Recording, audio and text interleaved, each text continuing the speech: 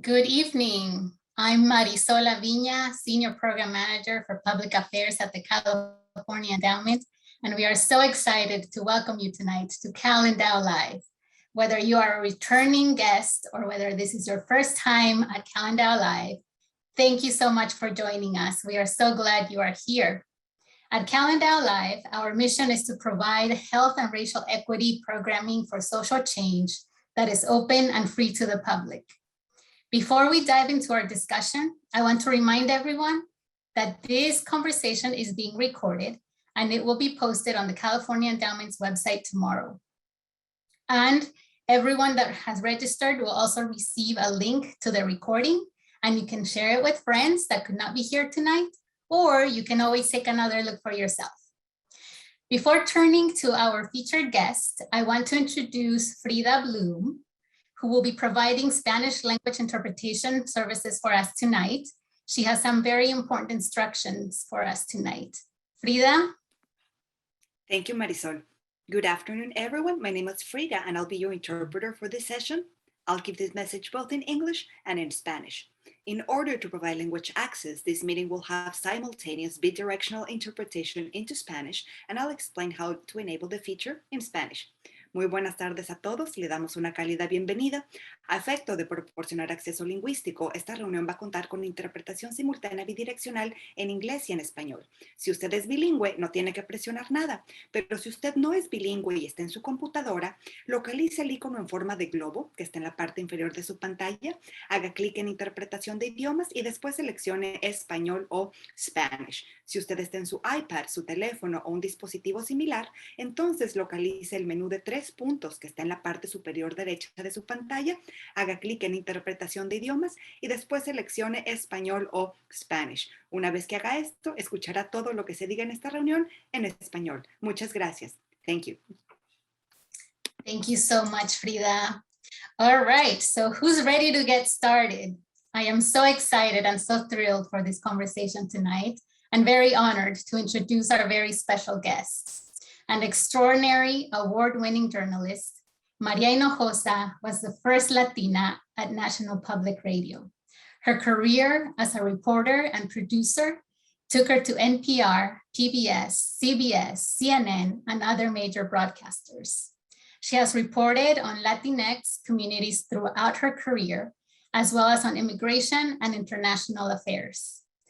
She was on the ground in New York City for CNN on September 11th, 2001. After leaving CNN, Maria returned to NPR as anchor and executive producer of Latino USA. And in 2010, Maria created Futuro Media Group, which produces Latino USA and a wide range of amazing content, including the political podcast In the Thick, which I'm a regular listener of. And if you haven't checked it out, I highly recommend it. Maria Hinojosa is also an author, professor, mother, CEO, and most recently, a movie star. And we're gonna hear more about that tonight. A pioneering and inspiring Latina, both inside and outside the newsroom. It is my honor to welcome Maria Hinojosa. Maria, say hello to our audience. What's up? What's up? What's up? What's up? What's up? What's up, California? Hola, Marisol. Woohoo. Nice to see you. Nice to see you. Listen, thank you so much for that beautiful introduction. Entre amigas, entre compañeras, welcome to my bedroom. It doesn't get more intimate than this. And I just want to say thank you again. I'm very excited to have this conversation, mostly because I appreciate having fun conversations. I appreciate finding a way to find joy in the work that we do, even though I have to be very honest with you, at this precise moment, I'm having a little bit of I just came back from a very intense experience in the desert, and prior to that in Mississippi. So I'm kind of heightened in my sensibilities about the conversation we're going to have, and I'll just say that in Spanish. Que me da mucho gusto estar con ustedes, que saludos a mi querido California, al estado entero, a través del California Endowment. y a todos mis amigos que trabajan con CalEndow y a nuestra querida Beatriz, que siempre, siempre, siempre, siempre va a estar con nosotros, siempre, esa Beatriz. Y nada más quería decir de que tengo muchos deseos de esta conversación y aparte por el hecho de celebrar cómo podemos encontrar un poquito de risa, de humor, de alegría, aunque sea que a veces enfrentamos situaciones bien gruesas. Acabo de regresar de Mississippi, del desierto, en la frontera con Arizona y México. Y bueno, muchos sentimientos, pero con mucho gusto, Marisol, y con todos ustedes, me da mucho gusto. I'm thrilled to be here with you. Muchas gracias, Maria. It's really an honor, and thank you for bringing Beatriz B into the space. May she rest in peace, our loved colleague. And we are going to have fun tonight. We're also going to have some deep conversations. And just want to thank everyone who shared questions in advance. We have a really packed agenda, and we're going to get to as many questions as we can. Also, to let you know, the chat feature is now open, and you can comment on anything that you find interesting, or also make suggestions for questions. So Maria, I know you've already, shared with us kind of how you're doing, and thank you for sharing and just transparent, and it's okay, right? Like we are expected to kind of, be on all the time, but, we're also human. And so that's what just I appreciate about you, like the humanity that you bring into the space, the industry, journalism, and just everything that you do. So just thank you so much. So to get it started on a light note and on a fun note, we usually have a lightning round. And so these are just fun, quick questions. For some of them, it'll just be the first thing that comes to mind. For others, it'll just be what it is. So let's get started. Are you ready? Yeah. All right. So where were you born? Mexico City. Igual que yo, Chilangas. And so people from Mexico City love their street food. What is your favorite street food? Oh, tacos. Tacos parados. Any kind of tacos parados. And when you were a kid, what did you want to be when you grew up? I think that this is part of what happens when invisibility happens and you don't really see yourself anywhere. My dad, may he rest in peace, was a doctor, but I was like, I don't want to do that. And, it wasn't because this was a different time, I'm of an older generation. I think once I got into high school, I thought maybe I would do some kind of work internationally, maybe working at the UN, something like that. And then it wasn't until I got to college, really, that I began to formulate so I guess what I would say is when I was young, I knew I wanted to do something of substance, that I did not want to only stay at home raising children, which was honorable, but that was not the only thing that I wanted to do. Great. What is your favorite music to dance to? Bueno, I would say old school salsa and merengue as well. So I have to say both. Yeah, love that. Okay, and so you have reported on so many important stories throughout your career as a journalist. And most are, very, very serious topics. And we'll save that for later. But for now, what was the most fun story you've ever reported on or broadcast? Fun? Fun. Is there? Wow, fun. So, I mean, I just have to say it's only because it's top of mind. I was just in Tucson, Arizona, and I'm there doing a story that is not fun at all. But several years ago, we went to Tucson to report about the rodeo and el Festival del Rodeo de Tucson, which is like a big deal, a huge, like week or 10-day long party. And we had a lot of fun. Like I was thinking about that when I was there, because I was like, oh, we were on horses, we were riding around, we had a lot of fun. Even though I'm reporting, sometimes I'm very tough things, I try to have fun and to, when I'm on the road, and this is something that just started again. I've only been out of my house reporting 2 times. And that just started a month ago. So I try to have fun all the time. It's really fun following you on social media. I just have to say, when you were in Mississippi eating those pupusas,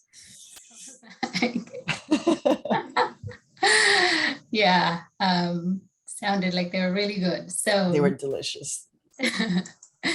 Okay, so let's jump right in, Maria. I know that you know TCE very well, and you know that we as an institution believe strongly that changing narratives about the people of California, especially people of color, can help create more equitable communities. You have dedicated your life to changing narratives, correcting narratives.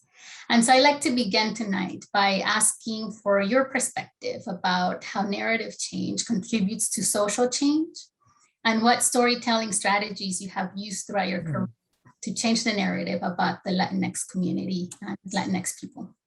I mean, I think the very first thing was that, because I was the first Latina hired at NPR and at CNN, and then the first Latina correspondent anchor at PBS, I think that the notion of bringing humanity to my reporting was very essential, because I could sense that we were set aside. Back then, Latinos and Latinas, we were a minority, a word that I never use.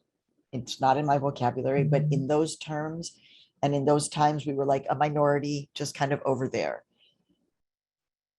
Mostly not really seen or discussed or talked about a lot. But really,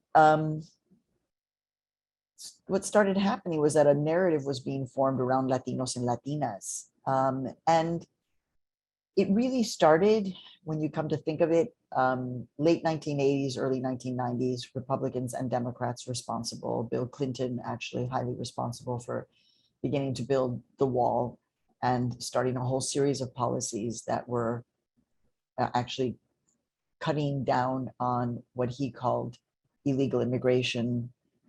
And then the narrative, then 9/11 happens 20 years ago, and the narrative becomes like double down. Like, it's not just that Mexicans are around and, oh, are they interesting? Because it was mostly Mexican. Here and there, a conversation around Puerto Rican and Cuban. But then what happens after 9/11 is that it's like the tourniquet begins to get really tighter. And it's like, oh, now we're actually going to frame a narrative. And the narrative is that you're dangerous, that you are takers, terrorists, all of those negative things. And that narrative took hold because of September 11th. It started with the Muslim population, and then very quickly it expanded to Latinos and Latinas and other immigrants, anyone not born in this country.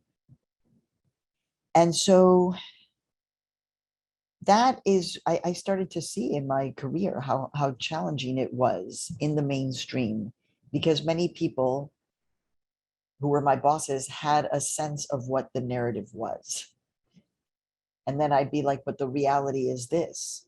Let me explain the reality of what's happening in the South Bronx, where, this entire community is being mischaracterized, right? And unseen. It was in 2010 that I create my own nonprofit media company. And that's when the decision is really clear that I have to take decisive action in terms of my role as a journalist, and to correct the narrative, and to actually say, I am no longer going to play in your sandbox. I've done that. I've proven myself. I've won all the awards. I've showed you that I can do it. You're going to continue to say that I am biased or that I have some kind of agenda, but I'm still able to work within all of your constructs. But no longer do I want to have to jump through those hoops and prove to you that our stories matter.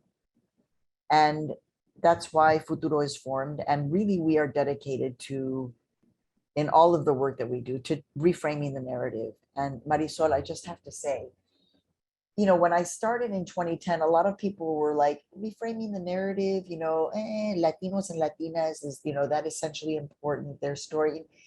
2010, it was still like, kind of on the fence. I think now we understand how important narrative change is.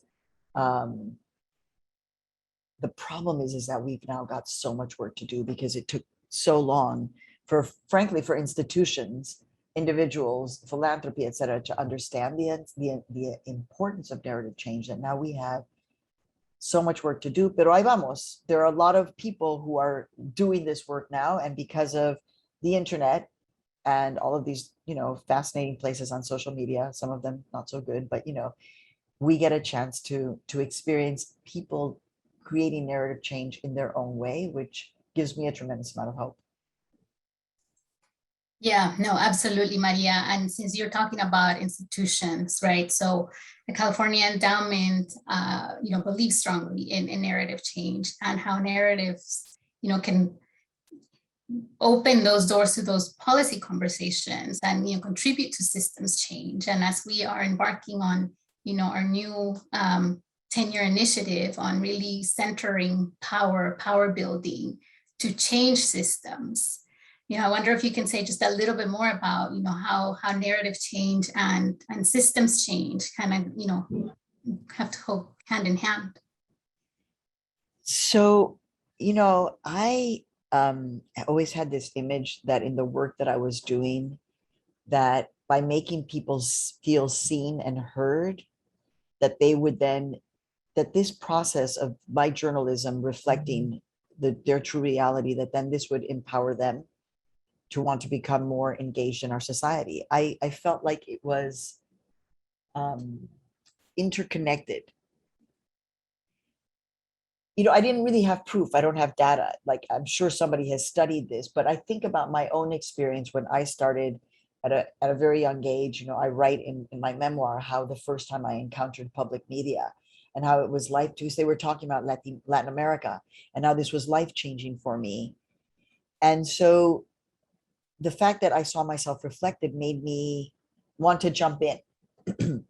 So in a big way, that's kind of how I see the potential of the work that I do, in that it will make people feel like they can have more agency with their own power. I would say, back before the pandemic, when I was out and about in events, at every event that I would do, someone would engage with me and they would say, listening to Latino USA or seeing you visibly on TV allowed me to understand that I was not invisible. And the stories that you were telling and how you were telling them allowed me to withstand fill in the blank. The 2-hour commute to work, getting up early to go to school, feeling like I was the only person in a PhD program in the middle of name the state, going to work wherever, in a construction site or driving a cab. And so the reason why Latino USA didn't go away, because there were many times when we could have, I bring it full circle, is actually because I felt this such a strong commitment to the audience. Like, when you meet audience, people who are listeners, and they say, it gave me life. It allowed me to see what I could do. It gave me possibility to dream. It made me feel rooted. Then you can't just walk away because funding is a challenge, or it's, etc. No, you don't. You find a way because it is this deep service. And that's what I ultimately feel, my founding godfather in journalism is Frederick Douglass. And I think that when you think of his work, it was ultimately about service. Making money by doing journalism was never at the core. And that to me is really important. Yeah, no, absolutely. I love that. And, you've done so much to lift up our stories. And so that's, a good transition into the book that you just wrote. I just finished reading Once I Was You, and that I just loved, and I see myself in the stories here. I got it from my mom, and she sees herself in, the stories in the book. And so, it's a beautiful memoir. It's your story, you telling your story, but there's also a lot of history, a lot of policy embedded in the book.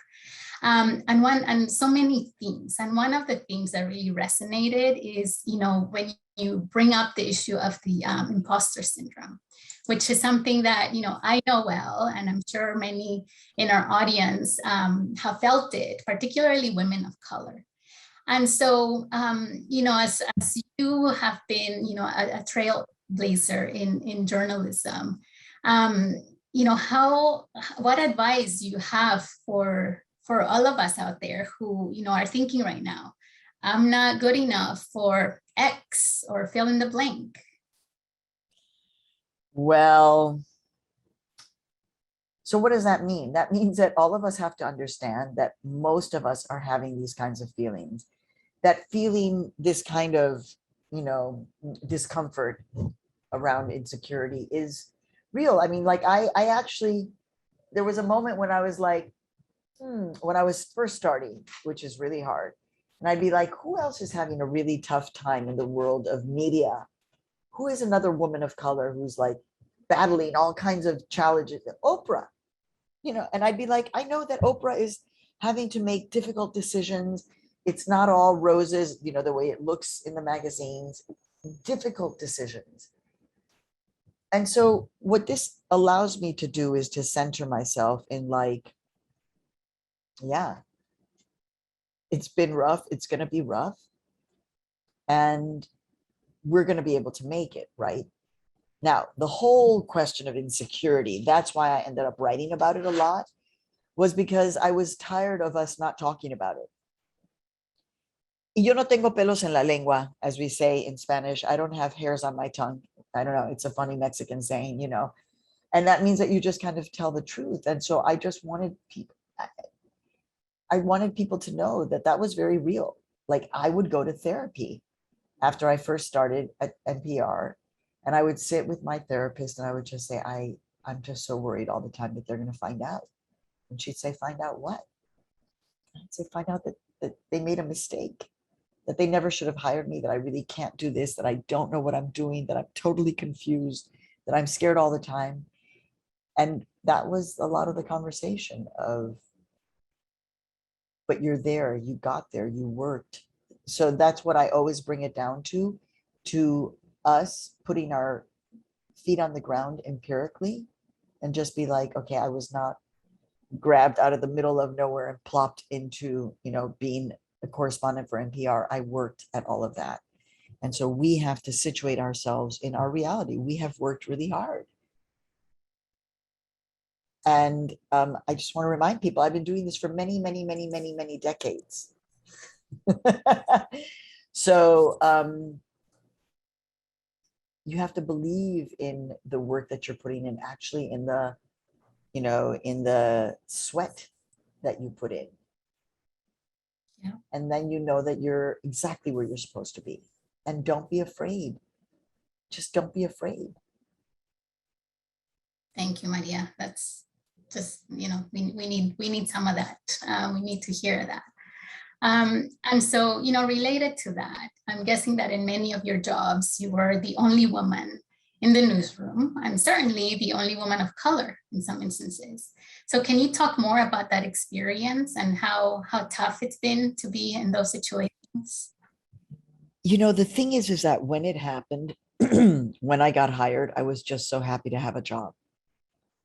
So this whole notion of like, oh my God, I'm the first Latina. It's like, it was so real. It was so present. It was so everywhere. I didn't have to kind of think about it all the time because it was like, I mean, I was a fish out of water. And in so many ways, I appreciate that kind of tension that I felt. Not understanding the jokes, just people looking at you, just all of that weird stuff that happens. But what it made me understand was my absolute privilege. Like somehow in the trajectory of everything, from my dad being born in Tampico and deciding that he wanted to be a medical doctor dedicated to research, and that leading him to the University of Chicago, and therefore me having access to a prep high school that then ends me at Barnard College in the Ivy League, part of Columbia University, that then ends me with an internship at NPR, that then allows me to get an interview for a job, and then I get the job. And I'm just like, wow, I have like incredible privilege here. I mean, at that time, the wars in Central America were just beginning, you know, and we were beginning to see how this country was bombing Central American people, bombing with bombs. And so I understood, if I have this privilege, then I have an incredible responsibility. And it goes back to that same thing. That's why I didn't quit. Just really deep sense of responsibility. And that like, yeah, well, I don't care if you feel this. I don't care if you don't like the way this person spoke to you. I don't care if this person looked at you wrong. I don't care if you feel like you are invisible or a pipsqueak, or that you don't know how to dress, or that the hair is weird. I don't care about any of that stuff. You have to raise your hand and come up with story ideas that are connected to your reality.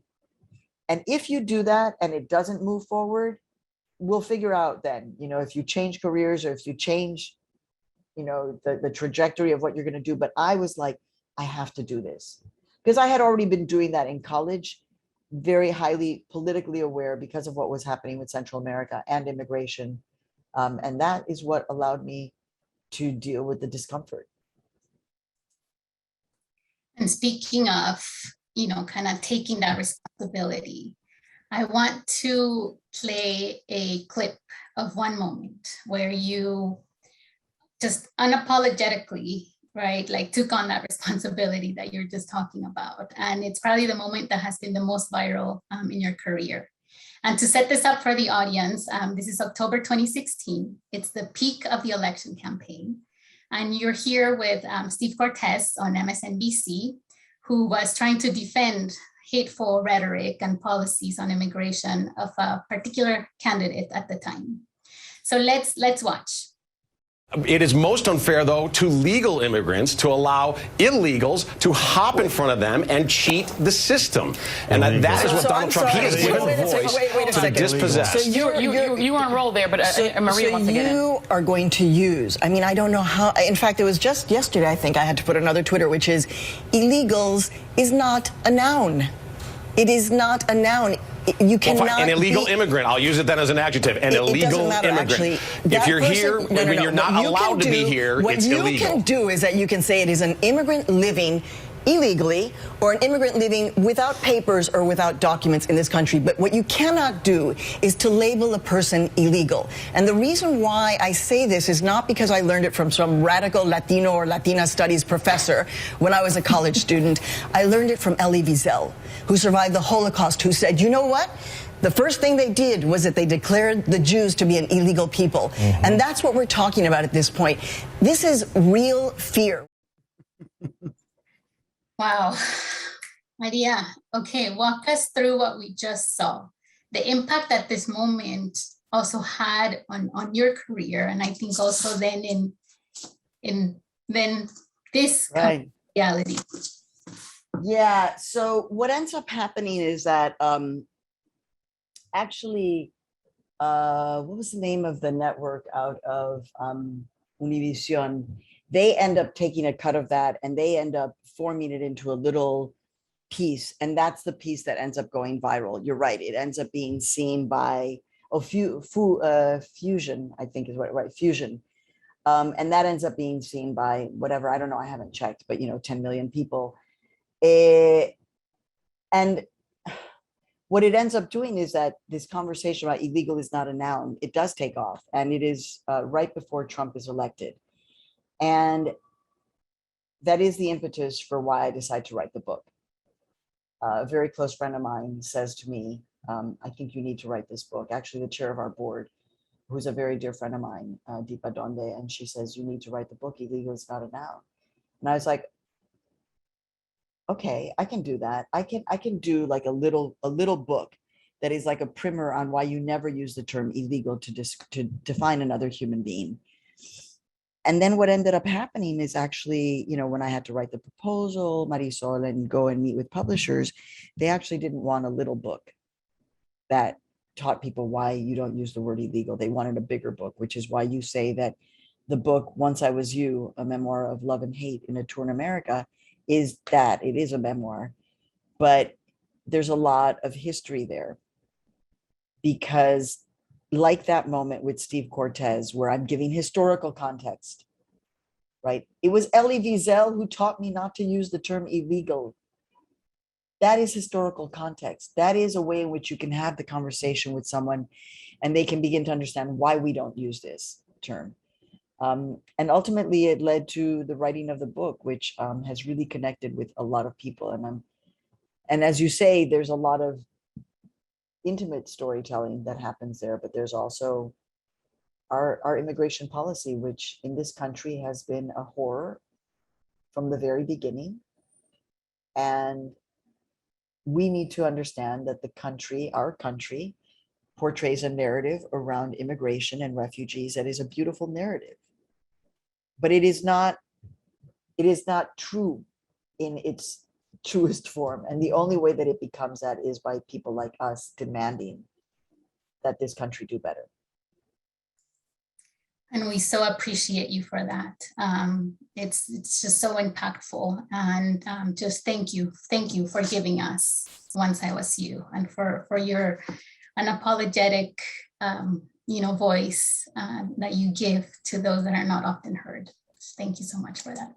Thank you. Right, so let's turn to something fun. So in the book, you also talk about how when you were young, you wanted to be an actress. And so you recently made that dream come true with a guest spot on the film version of Lin-Manuel Miranda's In the Heights. So can you talk a little bit about how that happened and what that experience was like? Yeah, well, it's true. I really did always want to be an actor. And actually, when Trump was elected, I decided that if something that horrible could happen, then I needed to, in my life, try to think about all the wonderful, incredible, beautiful things that I could do, along with doing my job as a journalist and taking on his administration as a journalist. And I really began to think about art and how art can save us. I'm married to an artist. His artwork is behind me. It's on the ceilings. It's on the walls everywhere. And I was like, you know what? You started as an artist. I used to build altars that were exhibited in museums, and I was just thinking about, maybe I want to do a show on off Broadway or off Broadway, and just like the sky's the limit. And I started telling my friends about this. And my friend is Chiara Alegria Hudes, who wrote the screenplay for In the Heights. And she just said, I think she said the casting director would like you to play this role. And I was like, okay, sure. Like you're gonna ask me to come on, I'm gonna do it, and then it's gonna end up on the cutting room floor, because I know this, you shoot an hour extra and then it all ends up on. It didn't turn out that way. It was one of the most amazing moments in my life. Absolutely. Like to be in a full Hollywood situation, of course, filming right here in New York City, my home, and playing this role, it was a role. I was not playing myself. I gave her a name. Her name was Juana, the organizer. And I actually had done that when I was in college. I did lead rallies. That was what I did as an activist. I left all of that behind. And God, I hope if you haven't seen In the Heights, please do. It's a beautiful film, and you can critique a film and also love it. And that's the way I feel about this film. I love everything about this film. And I love the fact that people also felt so engaged to have a deeper conversation about what was missing from the film. So it was I could talk about it forever. Just being directed by John M. Chu, you know, who directed Crazy Rich Asians, like a big Hollywood director, to see how he treats people, this relationship between an Asian American director and a Latino playwright and producers, it was just extraordinary. That's awesome. And yeah, you know, to your point about you can love it and, you know, there's criticism, also make a plug. There is an In the Thick episode on In the Heights. So check it out, but also check out the film. It's amazing. It's powerful. Again, just to the point of being seen, right, in the big screen, seeing our flags and, you know, just people that look like us. It's just amazing. But related to that, Maria, so yes, so you played the role of a DACA activist in the film. And we have a lot of activists and organizers in the audience. And so, you know, putting your journalist hat back on, what is some advice that you would give to activists on the best way to work together with journalists to ensure that community stories are featured and centered, you know, particularly in the mainstream media? So first of all, thank you for what you do. You know, the good thing about getting older is that you have a little bit more of the perspective. You know, activists that kept the pressure on the Supreme Court, that led to scientists actually studying the human brain, that led to the understanding that an adolescent brain is until you're 26 years old. What did this end up doing? It ends up leading to the Supreme Court deciding that you could no longer sentence a young person to mandatory life without parole. Why am I saying that? That's a long story that we end up producing a podcast about a young man who is then released from prison after serving 31 years because of the Supreme Court decision. And that Supreme Court decision is because of the activists who started in the 1970s, right? Who started in the 1970s and the 1980s, raising issues around the carceral nation that we live in. So I just want to say to activists, it is long and hard, and organizers, but you are an integral part of this country. And as a journalist, you know, I think here's what it's a two-way street. Journalists have to do their work of getting in touch with activists, but also I think activists need to find the journalists that they like. Who are the journalists that you appreciate?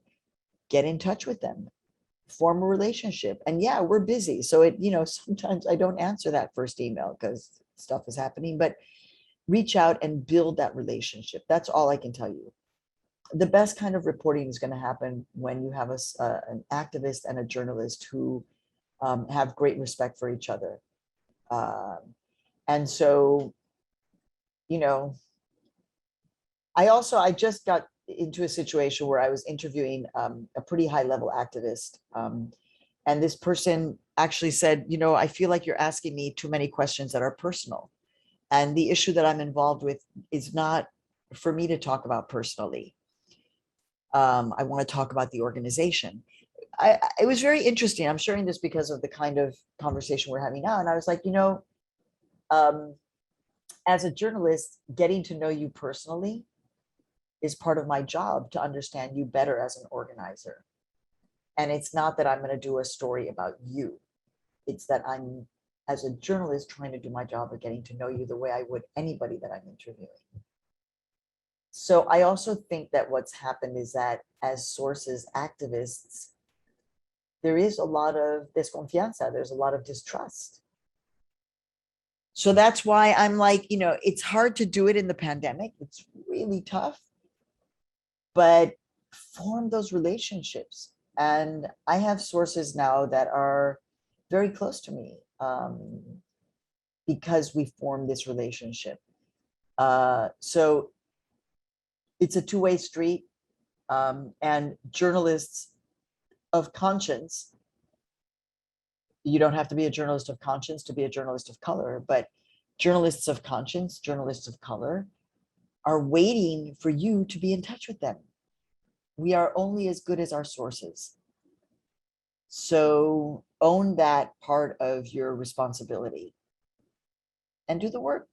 Go out to coffee, get to know each other, get to know who you are.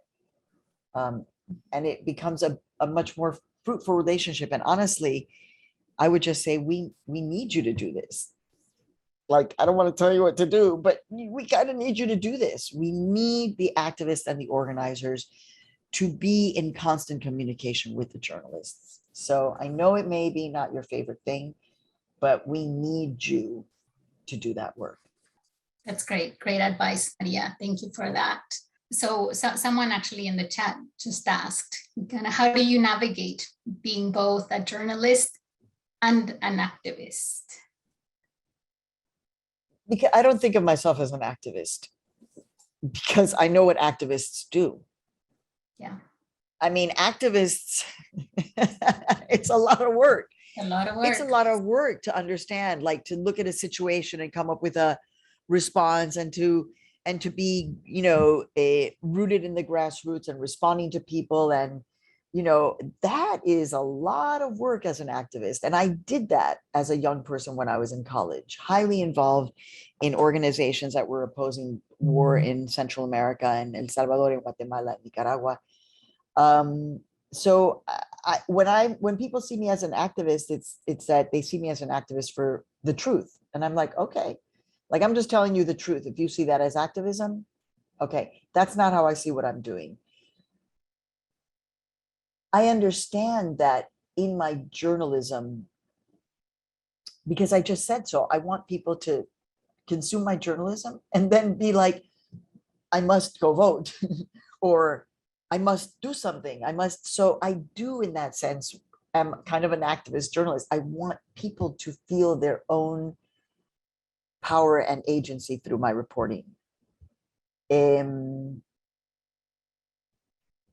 mean, I have to say right now, the reflection of where I am in my career and activism, as you say, I have just launched an investigative unit at my company, at the nonprofit that I'm running. Because, you know, I'm a founder, but I'm not the executive director of Futuro Media anymore, right? We have a CEO and I'm within the company, but always growing. And so now I'm doing investigative work. And let me tell you, my sense of being able to demand accountability because of what I've seen in my decades of reporting. Oh yeah. Oh, absolutely. And I am angry. I am angry and I'm disappointed. I covered 9/11. My heart was broken in my own city. You know, think about Afghanistan and what I reported about for, you know, as a New Yorker, that the war in Afghanistan would have been seen somehow to appease what had happened to us as New Yorkers. After having just witnessed that right now in this country. So no, I have in Spanish, me siento bastante empoderada. I feel very empowered to clap back in the biggest way and at the highest levels. And that's how I might see my responsibility now as a journalist. And I don't think anybody can challenge what I'm doing in my work as a journalist, because we have all seen it. There are babies in cages in our country, and there are people dying on a daily basis in the desert that this government is allowing. And Black people are being shot by law enforcement in front of our faces or being murdered with a knee on a neck. So do I have a sense of urgency? Absolutely. But I go back to, and why? It's because of Frederick Douglass. It's because of Ida B. Wells. They are the ones, and Jovita Idar, they are the ones who keep me rooted in my responsibility. Thank you, Maria, and thank you for bringing that up. And, you know, want to take it back to the issue of immigration, because You mentioned that you just came back from the border. And also, this is an issue that you are very passionate about, and it's also one that, has shaped your career probably more than other issues. You've won many awards for your groundbreaking PBS Frontline report, Lost in Detention, which exposed those horrendous abuses in the detention camps, the immigrant prisons. And in the book, you really go into detail about the private prison industry and how dehumanizing it is to be in there. And so can you tell us a little bit about that reporting? Why is it so important to lift up these issues? What impact Lost in Detention has had? And then kind of fast forward to what you're seeing now in the border. What has changed or hasn't changed? Yeah, it's changed. It's gotten worse. You think as a journalist, when you shine light on something, on a massive injustice, that it gets better. And in this case, it's getting worse every year. How is that possible?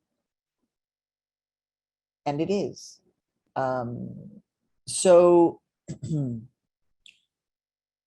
this is what has me really worried, because we are at a level of dehumanization where the policies of this government are creating death. And this is not new for us in this country, right? I think we're at another point where, we are deconstructing what the meaning of this country is. And, I think back to 20 years ago, again, September 11th, we're just coming up to that. And it's like, you could never talk about structural racism or white supremacy 20 years ago. I mean, you would have been laughed off. I would have been laughed out of my newsroom if I had said, we really need to talk about white supremacy within the context of mainstream American media. They would have just said, oh, she's gone off the deep end. We really need to, get rid of her.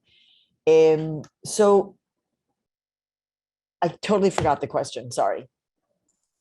No, just kind of like looking back at, Lost in Detention. Here we are. Oh, right. Later. You're back from the desert. So that's my frustration now, Marisol. I think one of the reasons why I'm feeling so emotionally, spiritually, even psychologically challenged. Just before I spoke with you, I was interviewing the medical examiner from Pima County, Arizona. And he told me that today there were 2 bodies that they were intaking, 2 bodies from the desert. And he's like, that's pretty much a daily occurrence during this period of time of the summer and into fall. 2 to 3 bodies a day. And they're being found within a day or 2 days after they die, which means that they are not, deep into the desert. They are actually accessible. So that's the death. That's like actual deaths. And the US government sees the deaths increasing,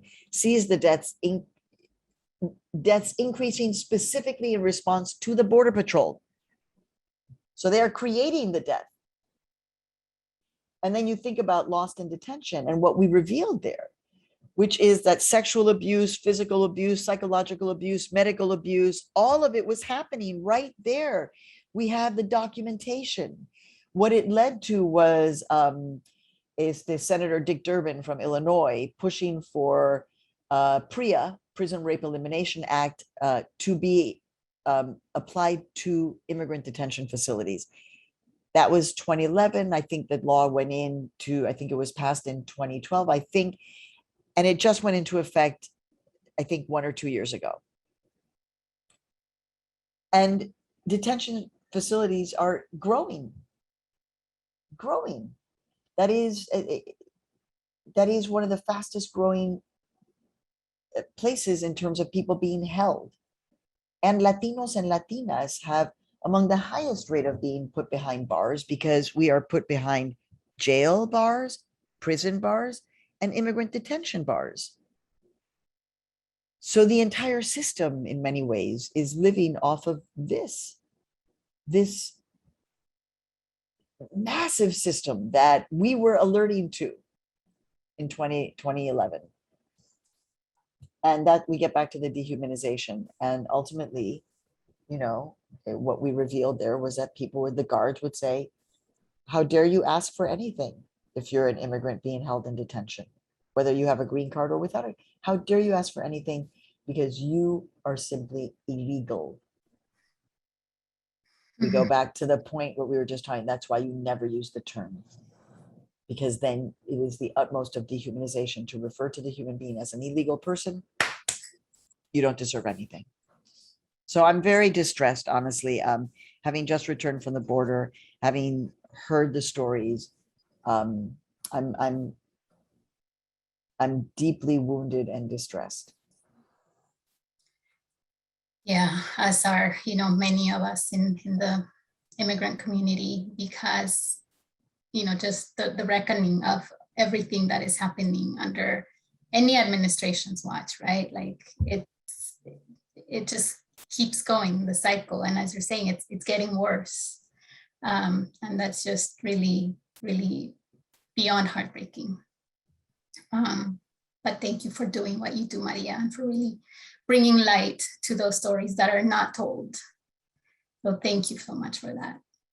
And so, one question that came from the audience and that we also had here for you is, what advice would you have for aspiring journalists today? Many in the audience are, wanting to potentially follow in your footsteps. So what advice would you give them? Don't give up, please.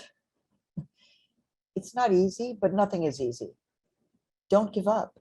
I know that Futuro Media is like, oh my God, wouldn't everybody like to work at Futuro Media? And, we're small. I mean, we're bigger than when Beatriz first met us, when we were really small. We're a tiny, huge company. But I like to point out that, for example, some of the journalists that we are hiring, like they started in community college, didn't give up. Some were undocumented. Some left school and came back, or didn't, I don't have a master's in journalism, so don't feel like you have to, that many of them fell in love with this work and so started doing it. And, like me, I was waiting tables at night and being a journalist during the day, a proud food server. And shout out to all the food servers out there. And everybody who works in the restaurant business, I see you. You are part of an essential part of American history. And that's why you shouldn't give up. Again, it's not easy and you're going to be uncomfortable. You're going to end up working in newsrooms where maybe you are still one of the few and you're just going to have to power through the same way that I did. And then maybe along the way you decide, well, I can be an independent journalist. I mean, there's many trajectories for how you end up in the business.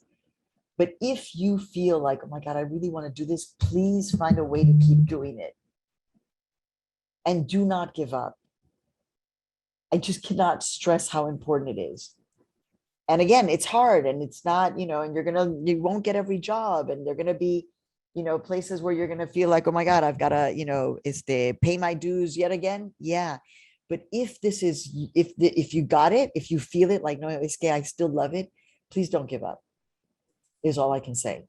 And think of your roots with Frederick Douglass, with Ida B. Wells, with Jovita Idar, with Ruben Salazar from LA. May he rest in peace. That's why we do what we do. That's right. And we need you all in the newsrooms. So thank you, Maria. Definitely don't give up. I can't believe we're out of time. Like, I had so many more questions and I think we could go on for hours. Can I take one more? Okay, so you can pick which one you want to answer. One of them related to the wonderful content from Futuro. And I had just recently started listening to Loud, which is produced by Futuro and Spotify, about the history of reggaeton, narrated by Ivy Queen, the queen of reggaeton. So question is, how did this project come about? And then, or the second question is, what should we be looking out for from Maria in the next months, weeks, years? So I know you can pick whichever one you want to answer. Listen, if you have not heard Loud, you must listen. I just listened this past weekend because I'm interviewing Evie Queen, and I can't wait to do the interview.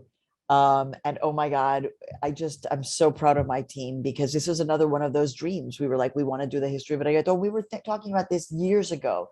And here in 2021, we're finally dropping it. It's beautiful.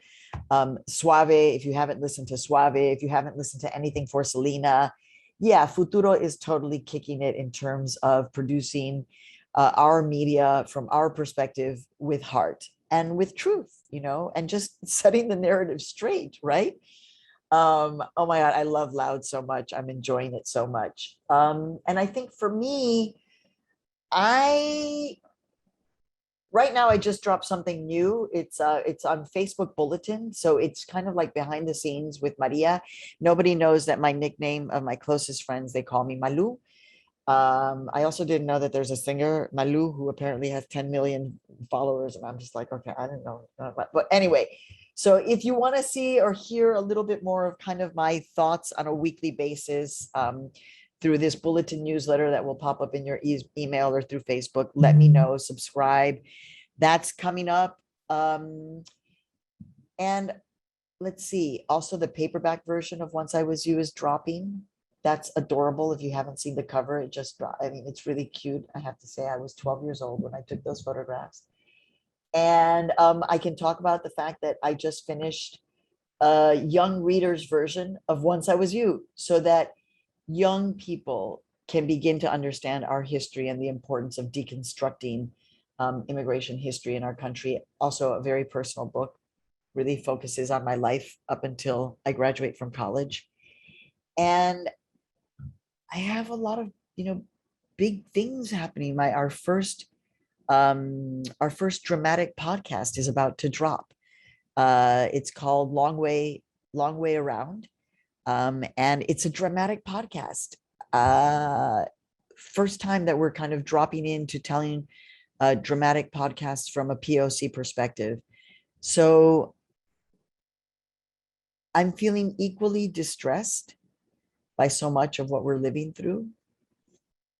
And I'm also incredibly invigorated by the fact that people in this country will not stop resisting and acting from love. And we have a lot of work to do. So this has been so great. And plus, I love everybody at CalEndow. I love Dr. Ross. I love everybody there. I miss Beatriz so much. I miss visiting your location, your headquarters, those fabulous offices, all green and light and airy. So I hope to get back to LA one of these days soon, and just know that myself and everybody at Futuro, we love CalEndow. And Marisol, you did a beautiful job. Thank you so much, Maria. And we love you back a lot more. So thank you for everything that you do. Thank you for this inspiring conversation and for your generous time that you gave to us. And to our audience, thank you so much for joining us. I want to remind you all that we're going to share a public service announcement that was just produced by the California Endowment about COVID and the importance of getting vaccinated. And as we know, COVID cases are still on the rise. And so if you haven't yet and you're eligible, please get vaccinated today. And with that, Maria, gracias. We love you and hope to see you in California soon. Bye, everyone. This concludes our program. Gracias a los científicos, enfermeros, médicos, voluntarios y a ti que respondiste al llamado para mantenerte a salvo, así como a tu familia y a tu comunidad simplemente subiéndote la manga. Pero la necesidad de protegernos sigue existiendo y el COVID no se ha ido. Pero hay una manera en la que aún puedes ayudar. Continúa usando un tapabocas y asegúrate de que tus seres queridos se vacunen. Visita myturn.ca.gov y haz una cita hoy para subirte la manga, California.